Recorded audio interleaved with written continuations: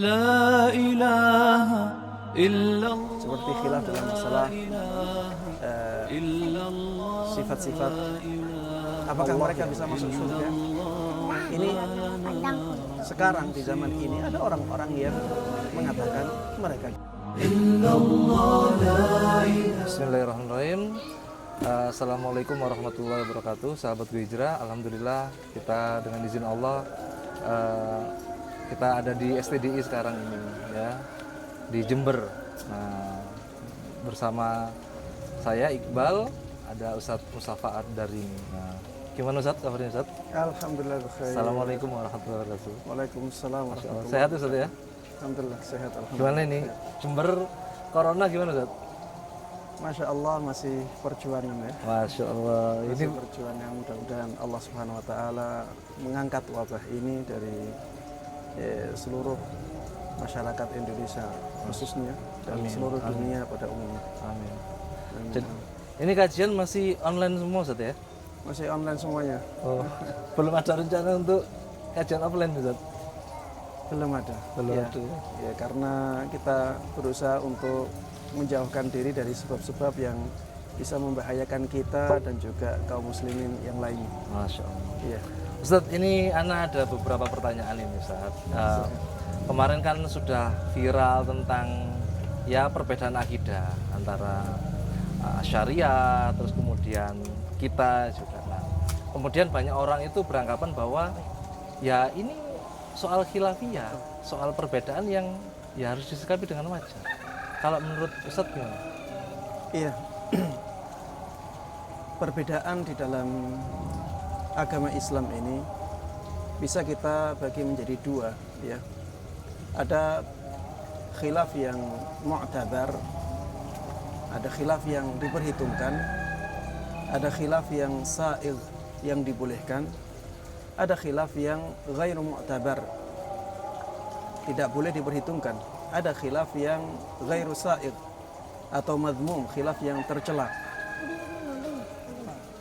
Kalau khilaf tersebut pada masalah-masalah yang prinsipil, misalnya khilaf dalam masalah usul, masalah yang sangat mendasar dalam akidah maupun dalam fikih, maka khilaf seperti ini khilaf yang madmum, khilaf yang tidak boleh kita perhitungkan, dan kita harus tegas dalam masalah-masalah yang demikian. Seperti contohnya adalah khilaf-khilaf dalam masalah yang sudah disepakati oleh para ulama di zaman dahulu, baik dalam masalah fikih maupun dalam masalah akidah. Seperti misalnya, apakah orang-orang kafir itu nanti bisa masuk surga ataukah tidak, terutama mereka yang akhlaknya kepada manusia yang lain baik. Apakah mereka bisa masuk surga? Ini sekarang di zaman ini ada orang-orang yang mengatakan mereka juga berhak untuk masuk surga. Kita katakan khilaf ini khilaf yang ghairu mu'tabar, khilaf yang madmum, yang tidak boleh diperhitungkan, khilaf yang tercela. Kenapa demikian? Karena ulama-ulama di zaman dahulu tidak ada yang mengatakan demikian. Mereka sepakat kalau orang itu kafir, maka kebaikan-kebaikan yang lainnya tidak akan diterima oleh Allah Subhanahu wa taala. Sebagaimana firman Allah dalam surat At-Taubah, "Wa ma mana'ahum an tuqbala minhum nafaqatuhum illa annahum kafaru billahi wa birasulih wa la ya'tuna as-salah illa wa hum kusala wa la yunfiquna illa wa hum karihun." Tidak ada yang menghalangi sedekah mereka diterima oleh Allah Subhanahu wa taala kecuali karena mereka kufur kepada Allah dan Rasulnya. Kecuali karena mereka kufur kepada Allah dan Rasul. Coba lihat, mereka bersedekah. Mereka ada orang-orang yang baik kepada orang lain dari orang-orang kafir tersebut. Tapi sedekah mereka tidak akan diterima oleh Allah. Kenapa? Karena mereka kufur kepada Allah dan Rasulnya. Ya, khilaf-khilaf yang demikian harus kita tegasi bahwa ini yang benar, ini yang salah. Artinya tidak ada celah di dalam hal ini Ustadz ya? Tidak ada celah karena memang yang menyelisihi kesepakatan para ulama di zaman dahulu tidak ada kemungkinan benarnya. Hanya saja di sini kita berbeda dalam menyikapi dari satu keadaan ke keadaan yang lain. Kalau keadaannya kita bisa bersikap tegas dan menempatkan ketegasan itu dan tidak mendatangkan mudarat, keadaannya demikian, maka kita bersikap tegas mengingkari dengan pengingkaran yang kita perlihatkan kepada banyak orang karena tidak ada mudarat. Tapi kalau misalnya keadaan kita di suatu tempat itu lemah, ya, kalau kita ingkari secara terang-terangan, maka akan mendatangkan mudarat yang lebih besar. Di situ kita ingkari dengan hati misalnya, karena ada celah untuk itu. Kita diberikan keringanan oleh syariat dalam masalah yang membahayakan kita, sehingga kita ingkari dengan hati. Tapi kalau di suatu tempat kita bisa mengingkari dengan lisan, ingkari dengan lisan. Di suatu tempat atau di suatu keadaan kita bisa mengingkari dengan tangan, kita ingkari dengan tangan, dengan kekuasaan kita. Ya. Adapun khilaf dalam masalah asma wa sifat, ya, khilaf dengan golongan Asy'ariyah, ya, ini sebenarnya khilaf-khilaf yang, ya, pada asalnya khilaf-khilaf yang tidak boleh kita tidak keras di dalamnya, tidak boleh kita lembek di dalamnya. Sebenarnya demikian, ya. Seperti khilaf dalam masalah ta'wil, ya. Banyak, ya, dari akidah-akidah Asy'ariyah yang mentakwil sifat-sifat Allah Subhanahu wa taala. Seperti khilaf dalam masalah sifat-sifat Allah yang maha tinggi, ya. Mereka hanya menetapkan kemahatinggian Allah dalam masalah kedudukan, tapi kemahatinggian Allah dalam masalah tempat ini tidak mereka tetapkan. Seperti khilaf seperti ini, khilaf yang madhmum, khilaf yang tercela. Cuma bagaimana kita menyikapi mereka ketika keadaan kita lemah, ya, kita harus arif di sini. Kita tidak boleh memaksa orang lain juga dalam mengikuti akidah kita, ya. Sebagaimana kita mendakwai orang kafir, ya, apakah kita bisa memaksa mereka? Tidak. Kita jelaskan kepada mereka bahwa agama mereka itu batil, agama mereka itu sudah dinasakh, ya, sudah diganti dengan agama Islam yang dibawa oleh Rasulullah Sallallahu Alaihi Wasallam. Kita jelaskan kepada mereka bahwa Islam inilah agama yang paling akhir, yang benar-benar bisa membuktikan bahwa dia dari Allah Subhanahu wa taala, dibuktikan dengan adanya Al-Qur'an, kitab yang tidak mungkin bisa diubah-ubah. Padahal manusia kalau dia ingin memalsukan kitab lain, maka akan sangat mudah. Tapi ternyata Al-Qur'an tidak bisa dipalsukan. Ini bukti bahwa Al-Qur'an itu dari Allah Subhanahu wa taala. Kalau kita jelaskan seperti itu, ternyata orang tersebut masih tidak mau mengikuti agama Islam. Apakah antum akan jelek-jelekan dia di hadapan khalayak ramai? Kan tentu tidak, kan, ya. Tentunya kan itu kembali kepada maslahat dan mudarat, pertimbangannya mana yang lebih besar, maslahatnya ataukah mudaratnya. Begitu pula ketika kita mendakwahi orang-orang yang berbeda dalam akidah, ya. Jadi kita sampaikan kepada mereka bahwa apa yang mereka yakini itu salah, bertentangan dengan dalil, ya. Tapi untuk mengingkari mereka secara terang-terangan ini butuh kebijaksanaan, ya, butuh cara yang lebih besar maslahatnya dan lebih sedikit mudaratnya. Wallahu a'lam. Masya Allah. Ustaz, kalau memang perbedaan itu tidak boleh ada, kemudian juga ulama-ulama sepakat bahwa tidak ada takwil atau penafsiran terhadap asma wa sifat, kira-kira penyebab yang sampai menjadikan orang-orang itu bisa berbeda secara akidah apa, Ustaz? Apalagi Imam Abu Hasan al-Asy'ari kan dalam akhir hayat beliau sudah rujuk kepada akidah Ahlussunnah wal Jamaah. Iya. Memang, ya, perbedaan itu sunnatullah, ya. Jadi memang Allah Subhanahu wa taala menghendaki adanya perbedaan itu, bahwa ini pasti akan terjadi, ini harus terjadi. Allah menghendaki demikian. Sehingga ya itulah yang akan terjadi. Rasulullah Shallallahu Alaihi Wasallam dahulu telah menyabdakan, "Sataftariku hadhil ummah ala 73 firqah." Umat ini akan terpecah belah menjadi 73 golongan. Dalam hadis yang lain juga Rasulullah Shallallahu Alaihi Wasallam menyabdakan, "Fa innahu man ya'ish minkum fasayara ikhtilafan katsiran." Sungguh apabila ada di antara kalian yang nantinya hidup setelahku, dia akan melihat banyak sekali perselisihan. Ya, ini sunnatullah memang seperti itu ya. Namun kenapa ini terus terjadi perbedaan pendapat? Ya, ini terus terjadi. Ya karena ada banyak sebab. Sebab yang pertama mungkin karena hawa nafsu. Ya, karena hawa nafsu. Manusia punya hawa nafsu. Hawa nafsu itu ketika pengaruhnya kuat terhadap seseorang, bisa saja dia membela pendapatnya walaupun tidak ada dalilnya, tapi karena itu sesuai dengan hawa nafsu. Bisa juga karena dia terpengaruh oleh syubhat-syubhat sebelumnya. Syubhat tersebut terkumpul akhirnya menjadikan dia meyakini sesuatu yang sebenarnya tidak benar. Akhirnya terjadilah perbedaan itu.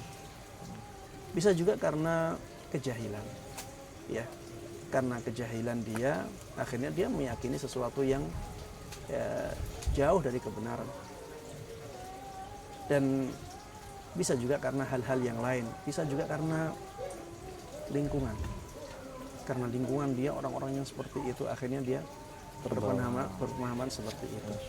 Ya intinya karena ada banyak sebab itu, dan ini juga sudah merupakan iradah kauniyah, ya kehendak Allah yang harus terjadi di alam semesta ini. Ya terjadilah itu. Sampai di zaman kita banyak sekali kaum muslimin yang pemahamannya berbeda-beda. Hanya kita sekarang yang harusnya mengetahui bagaimana menyikapinya. Ya, kalau ada perbedaan pendapat di kalangan kaum muslimin, maka lihatlah perbedaan itu. Apakah perbedaan tersebut perbedaan yang boleh kita toleransi ataukah tidak? Ya, kalau misalnya perbedaan tersebut perbedaan yang boleh kita toleransi, maka kita harus bersikap toleran di situ. Tapi kalau perbedaan tersebut perbedaan yang kita tidak boleh toleransi di dalamnya, maka kita harus tegas. Ketegasan yang saya maksud di sini adalah ketegasan dalam bersikap. Ya, bukan ketegasan dalam bertindak, menindak mereka, tidak. Ya. Kita tegas bahwa inilah yang benar, yang lain salah. Harus Kalau, yakin itu iya, ya? harus seperti itu. Kalau pada masalah-masalah yang memang perbedaan di situ tercela. Kalau perbedaannya tercela, kita harus tegas. Ya. Dan ketika kita menilai suatu pendapat, ya jangan menilai dengan akal kita. Kita harus kembalikan semuanya kepada Al-Quran, kepada Al-Hadis, dan keduanya harus difahami dengan pemahaman para generasi salaf kita, ya para sahabat, para tabi'in dan para tabi'ut tabi'in, begitu pula para imam kaum muslimin yang diakui keilmuannya. Ya, inilah cara kita menyikapi perbedaan-perbedaan tersebut. Ya, wallahu a'lam. Masya Allah. Ustaz, setelah ngobrol soal yang agak berat, kita ngobrol yang soal yang agak santai Ustaz ini. Ustaz. Ada beberapa pertanyaan yang masuk kepada kita.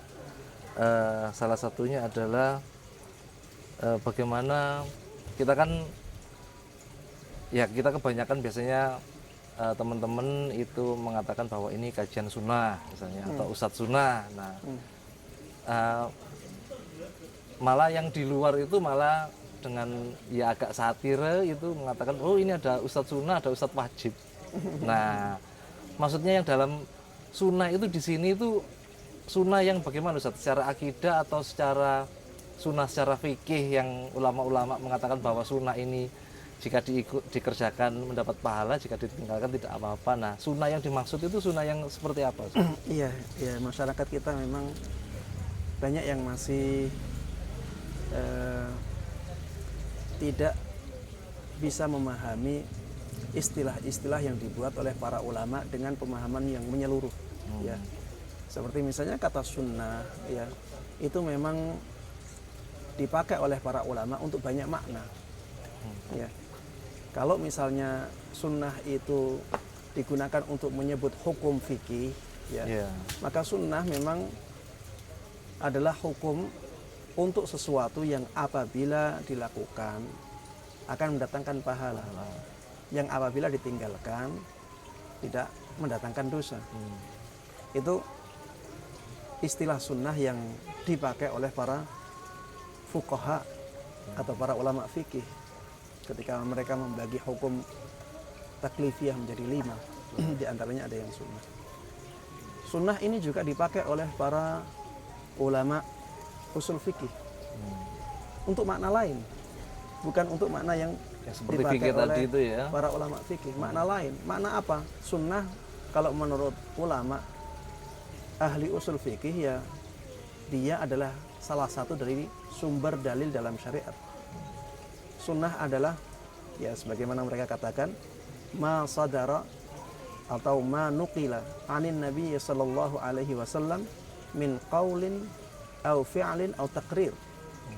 Apapun yang dinukil dari Nabi kita Muhammad sallallahu alaihi wasallam, baik itu berupa perkataan beliau atau perbuatan beliau atau persetujuan beliau, ini sesuatu yang bisa dijadikan dalil yang sumbernya dari Rasulullah sallallahu alaihi wasallam. Itu sunnah menurut para ulama ahli usul fikih. Karena mereka perhatiannya pada dalil, maka sunnah yang mereka maksud adalah sunnah yang bisa dijadikan sebagai dalil. Kemudian ada sunnah yang biasanya disandingkan dengan kata bid'ah.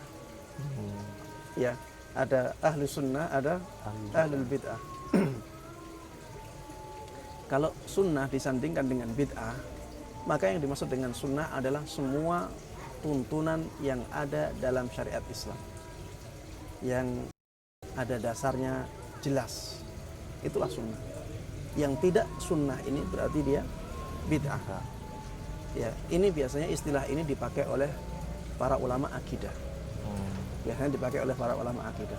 Ini yang biasanya sesuai dengan redaksi hadis Nabi Muhammad SAW ketika mengatakan, fa'alaikum bisunnati wa sunnatil khulafa'ir rasyidin al-mahdiyyin min ba'di. Ya, ambillah sunnahku. Kalian wajib mengambil sunnahku. Kalian wajib berpegang teguh dengan sunnahku dan dengan sunnahnya para khulafa'ur rasyidin. Sunnah di situ bukan lawan dari wajib atau lawan dari mandub atau mustahab, bukan lawan dari makruh, bukan. Tapi sunnah di situ maksudnya adalah tuntunan di dalam agama Islam secara umum. Tuntunannya Rasulullah, tuntunannya para khulafa'ur rasyidin, itu maksudnya adalah semua tuntunan yang ada di dalam syariat Islam. Lawannya ini adalah bid'ah. Makanya ketika dikatakan ini ustadz sunnah, maksudnya ini ustadz ahlus sunnah. Ini ustadz ahlus sunnah yang mengajarkan apapun yang dari Rasul. Iya, ahlus sunnah adalah pengikut sunnah Rasulullah Sallallahu Alaihi Wasallam. Ya, jadi ustadz sunnah berarti ustadz yang selalu mengajarkan tuntunan-tuntunan Rasulullah Sallallahu Alaihi Wasallam yang disampaikan di dalam kajiannya, hadis-hadis Nabi Muhammad Sallallahu Alaihi Wasallam, ayat-ayat Al-Quran, perkataan para sahabat, ya, semua yang ada dalam tuntunan syariat Islam secara menyeluruh yang ada dalil-dalilnya yang jelas. Itu maksud dari ustadz sunnah, ya. Dan penamaan seperti ini tidak menjadi masalah sama sekali. Ya, kalau mereka mengatakan ustadz wajib, itu hak mereka juga. Hak mereka juga, nggak apa-apa. Ya. Silahkan mereka menamai ustadz-ustadz mereka dengan ustadz wajib, ya. Atau ustadz super wajib mungkin nanti ada. Iya. Iya. Sedangkan kita menamai ustadz kita dengan ustadz ahlus sunnah wal jamaah, ya tidak ada masalah sama sekali. Ya. Jadi memang ada perbedaan penggunaan istilah Ustaz ya, antara fikih kemudian dengan akidah, bahwa sunnah dan apa namanya wajib itu berbeda di dalam akidah dan fikih Ustaz. Dan biasanya cara kita membedakan, ya, ini yang dimaksud dengan sunnah ini maknanya yang makna apa? Maknanya seperti Biasanya kita bisa melihatnya dari konteksnya. Kita lihat konteksnya. Kalau ada kata-kata sunnah, konteksnya kita lihat dari awal sampai akhir, redaksinya bagaimana. Ya. Dari situ kita bisa menentukan sunnah ini bermakna apa. Ya. Karena kita lihat tadi sunnah itu maknanya banyak. Betul. Ya, makna yang diinginkan di dalam redaksi ini apa? Itu kita bisa melihat dari konteksnya. Ya. Konteks seperti ini, makna sunnah di sini berarti lawan dari makruh. Konteks yang ini, kalau konteksnya seperti ini, sunnah ini maknanya berarti dalil, hadis maksudnya. Kalau konteksnya lain, berarti maknanya tuntunan. Nah, kita bisa membedakannya dari konteks perkataan tersebut. Ya. Siap. Masuk. Ustaz, kemudian bagaimana cara mengenalkan sunnah ini kepada orang-orang yang masih belum mengenal sunnah, apalagi termasuk orang-orang yang mungkin berseberangan dengan kita dan itu keluarga kita. Ya, cara mengenalkannya yang paling baik adalah dengan akhlak kita. Yaitu yang pertama, ya, kita harus menjaga akhlak kita sebagai ahlus sunnah wal jamaah. Karena tuntunan ahlus sunnah wal jamaah itu tuntunan yang menyeluruh, bukan hanya masalah akidah saja. Ya, Rasulullah SAW pun dahulu demikian. Beliau membawa akidah yang benar, beliau membawa hukum-hukum fikih, tapi beliau juga membawa akhlak. Ya, tampakkan kepada saudara-saudara kita sesama muslim akhlak yang mulia. Dan itu termasuk dakwah. Itulah dakwah yang biasanya pengaruhnya sangat kuat. Ya. Kalau akhlak kita baik, maka orang akan menghargai kita. Kalau orang menghargai kita, maka mereka juga akan menghargai perkataan kita. Ya. Karena kita tidak hanya ngomong saja, kita praktekkan juga dalam keseharian kita. Dan ketika kita menyampaikan suatu ajaran kepada suatu tuntunan kepada orang yang kita inginkan, maka jangan sampai kita menyinggung masalah golongan. Jangan Maksudnya sampai golongan kita gimana sih? menyinggung masalah, ya golongan-golongan di dalam Islam kan banyak ya. Saya tidak ingin menyebut karena akan menyinggung ya perasaan orang yang mendengarnya. Di dalam Islam golongan banyak yang semuanya kita tahu lah golongan-golongan itu. Tidak usah kita singgung. Tapi sampaikan bahwa ini adalah tuntunan Rasulullah SAW. Rasulullah pernah melakukan yang seperti ini. Sunnahnya ketika keadaannya seperti ini, sunnahnya ini. Karena ini pernah dilakukan oleh Rasulullah SAW. Kita memisahkan diri dari semua golongan dan jadilah pengikut sunnah Nabi Muhammad SAW. Kalau kita ditanya, kamu dari golongan ini ya, kamu dari golongan itu ya, katakan saya tidak dari golongan apapun kecuali ahlus sunnah wal jamaah. Ahlus sunnah yang saya maksud adalah orang-orang yang mengikuti tuntunan Rasulullah SAW dan mereka bersama jamaah kaum muslimin. Sudah. Nama-nama golongan itu hanya sebagai wasilah untuk berdakwah saja. Kalau misalnya nama-nama tersebut mengajarkan sesuatu yang bertentangan dengan tuntunan Rasulullah SAW, kita harus mengikuti tuntunan ini, tuntunan Rasulullah. Kita tinggalkan apa yang mereka katakan. Ya, seperti itu. Jadi kalau kita berdakwah, mendakwai orang-orang yang belum kenal sunnah, sudah sampaikan kepada mereka apa yang menjadi tuntunan Rasulullah SAW dan terapkan itu dalam kehidupan kita. Insya Allah dengan demikian ya masyarakat akan menerima dengan baik karena kita tidak hanya ngomong saja. Dan kita juga tidak menyinggung mereka sama sekali dalam masalah golongan-golongan itu. Sampaikan yang benar. Ya. Nanti kalau mereka bertanya, Ustadz kata si fulan seperti ini, baru ketika itu kita jawab. Ya, dengan demikian masyarakat akan tetap kondusif, mereka tidak tersinggung, kebaikan dan kebenaran sampai kepada mereka.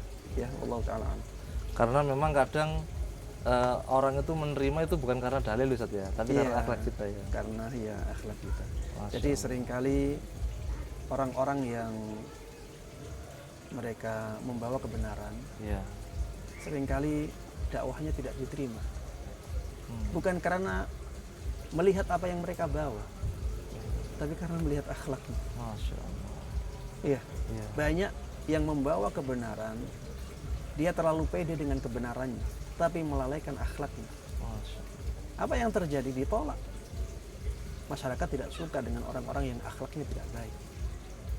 Makanya subhanallah, Allah mengirimkan kepada kita, mengutus kepada kita seorang rasul yang akhlaknya sangat luar biasa. Wa innaka la'ala khuluqin adzim. Karena beliau memang sulit toleran kita. Beliau harus dijadikan sebagai orang yang sempurna akhlaknya, karena beliau menjadi panutan orang-orang setelah. Ya kita juga harusnya berusaha demikian ya. Walaupun kita tidak bisa sesempurna beliau ya, tapi kita berusaha bagaimana akhlak kita tetap mulia ya, untuk mendakwahkan kebenaran dan kebaikan kepada masyarakat kita. Sebaliknya ya, ada orang-orang yang membawa kebatilan, dakwahnya diterima. Bukan karena melihat kebatilannya masyarakat, tapi melihat kebaikan dia dari sisi akhlaknya. Caranya Ustaz. Cara menyampaikan, cara bersikap, cara mengingkari kemungkaran misalnya ya, atau mengingkari kebaikan yang dia anggap sebagai kemungkaran, itu caranya memang benar-benar cantik. Masyarakat menyukai cara-cara seperti itu. Ya makanya akhlak itu sangat berpengaruh dalam dakwah kita. Ya. Ustaz, menyambung ke soal akhlak. Ana pernah dengar tentang hadis inama buitsu liutami makarimal akhlak. Bahwa Nabi diutus kecuali hanya untuk mencemurrakan akhlak. Sedangkan di kajian-kajian kan selalu dikatakan bahwa tauhid itu adalah dakwah para nabi, inti dakwah para nabi. Untuk mensinkronkan ini bagaimana Ustaz? Iya, sebenarnya nggak ada pertentangan sama sekali di situ. Karena sebenarnya tauhid itu juga bagian dari akhlak. Jadi kalau kita memahami akhlak itu ya jangan pemahaman yang sempit. Akhlak itu ada akhlak antara manusia satu dengan manusia yang lainnya, ada akhlak antara manusia dengan Allah Subhanahu wa taala. Dan tauhid itu termasuk bagian dari akhlak kita kepada Allah Subhanahu wa taala. Ketika Allah Subhanahu wa taala, Dia yang menciptakan kita, Dia yang memberikan kita nikmat, semua yang ada di diri kita itu kan dari Allah Subhanahu wa taala. Maka termasuk akhlak kita kepada Allah adalah dengan mentauhidkannya. Ya sebenarnya tidak ada pertentangan sama sekali di situ, karena ya itu tadi, mentauhidkan Allah itu bagian dari akhlak. Innama bu'itsu liutammima salihal akhlaq, ya. Aku tidaklah diutus kecuali untuk menyempurnakan akhlak yang baik, akhlak yang mulia. Di situ mencakup semua akhlak. Ya. Ada akhlak manusia satu dengan manusia yang lainnya, atau yang sering disebut dengan istilah hablum minan nas. Ada akhlak antara manusia dengan Allah Subhanahu wa taala yang sering disebut dengan hablum minallah. Ya. Jadi tidak ada pertentangan sama sekali, wallahu a'lam. Ya, mungkin orang melihat akhlak itu cuma untuk manusia aja, harus bersikap baik. Justru akhlak yang dengan Allah itu yang sebenarnya paling inti. Akhlak dengan Allah itu sebenarnya yang paling inti.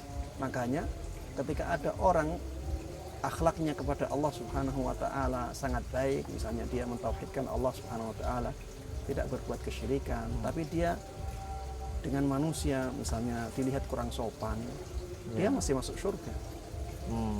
Dia masih bisa masuk surga. Mungkin langsung masuk surga, mungkin juga mampir ke neraka dulu. Tapi kalau misalnya dia akhlaknya dengan manusia sangat baik sekali, tapi tidak baik akhlaknya kepada Allah Subhanahu wa taala, berbuat kesyirikan, atau dia kufur, atau dia murtad, atau dia jadi orang yang ateis, tidak mengakui adanya Tuhan sama sekali, walaupun dia akhlaknya kepada manusia sangat baik sekali, dia tidak pantas masuk surga sama sekali. Ya, jadi yang lebih inti sebenarnya akhlak kita kepada Allah Subhanahu wa taala, tapi kita tegaskan di sini kedua-duanya penting. Tapi ada yang lebih penting, ada yang paling penting. Ya, akhlak dengan manusia itu sangat penting sekali. Akhlak kepada Allah Subhanahu wa taala itu lebih penting daripada akhlak kepada manusia. Namun dua-duanya mempunyai keutamaan yang sangat tinggi di dalam Islam. Masya Allah, barakallahu. Ustaz, terakhir Ustaz, mengenai penisbatan nama kepada Salafi. Nah, banyak orang mengatakan bahwa nisbat nama ini juga merupakan hal yang baru diada-adakan. Salafi dulu tidak ada kelompok orang yang mengaku nama Salafi itu, ya hanya orang-orang yang sekarang aja ini mengatakan Salafi. Yang kemudian Bedanya apa sih sebenarnya Salafi dengan Wahabi itu, Ustaz? Perbedaan yang paling mencolok ya, nama Salafi itu penisbatan kepada generasi salaf. Dan kalau ada yang mengatakan dulu tidak ada, itu tidak bisa dibenarkan. Ulama-ulama di zaman dahulu ada yang menisbatkan dirinya kepada generasi salaf, ada yang menisbatkan dirinya as-salafi, ada yang seperti itu. Jadi kalau dikatakan ini baru-baru ada di zaman ini, tidak benar juga. Silahkan merujuk ke buku-buku biografi para ulama di zaman dahulu. Ada yang menisbatkan dirinya kepada generasi salaf. Ya, ada juga ulama yang menisbatkan ulama lain ke generasi salaf, ada itu. Karena memang sebenarnya menisbatkan diri kepada generasi salaf tidak tercela sama sekali. Bahkan itu merupakan suatu kemuliaan. Ya, itu merupakan suatu kemuliaan.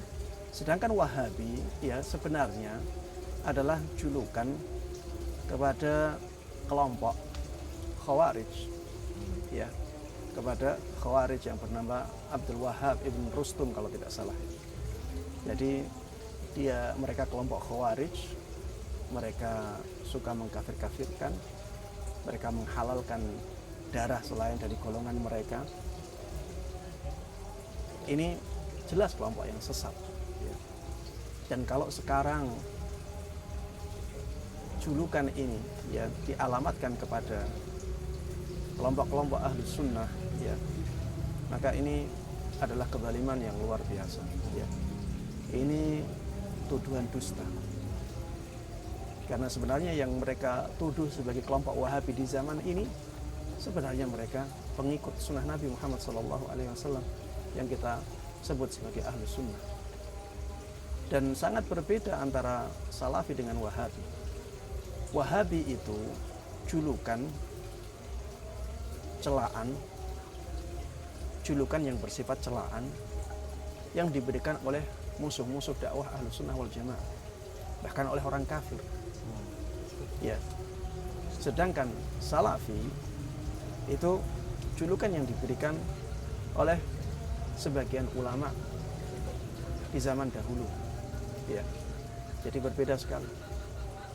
Kemudian perbedaan yang lain, ya, perbedaan yang lain, Salafi itu